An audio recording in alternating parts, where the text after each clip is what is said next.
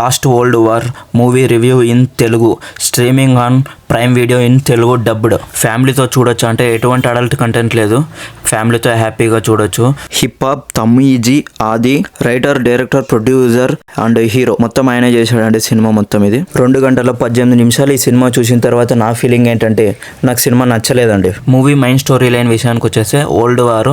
So old war ఎందుకు జరుగుతుంది, ఎలా జరుగుతుంది, దీని వెనకాల ఉంది, నడిపిస్తుంది ఎవరో, ఇది మొత్తం మీరు సినిమాలో చూసేయండి. Plus and minus points clear గా డీటెయిల్ గా మాట్లాడుకుందాం. ఇప్పుడు ముందుగా మైనస్ పాయింట్స్, లూప్ హోల్స్ అయితే చాలానే ఉన్నాయి. మనం చూసేటప్పుడు క్లియర్ గా నీట్ గా తెలిసిపోతా ఉంటది. కామెడీ అయితే కొన్ని చోట్ల అస్సలు వర్కౌట్ కాలేదు. ఎక్కడో 2-3 సీన్స్ లో అయితే కామెడీ కొంచెం వర్కౌట్ అయింది, కానీ మిగతా చోట్లంతా కామెడీ అసలు వర్కౌట్ గా లేదు.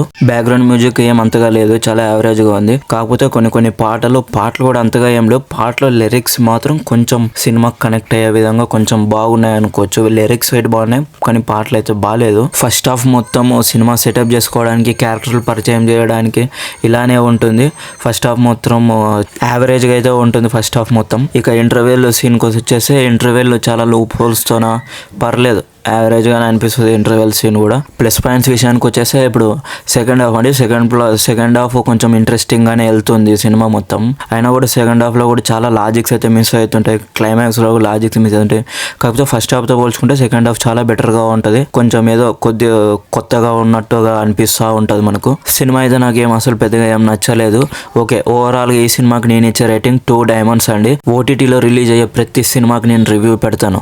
నేను పెట్టిన వెంటనే మీకు అందాలంటే నా ఛానల్ సబ్స్క్రైబ్ చేసుకోండి. టీఎఫ్ఐ పిచ్చోడు మీ టైం సేవ్ చేస్తాడు. టీఎఫ్ఐ ఛానల్ సబ్స్క్రైబ్ చేసుకోండి, మీ టైం సేవ్ చేసుకోండి.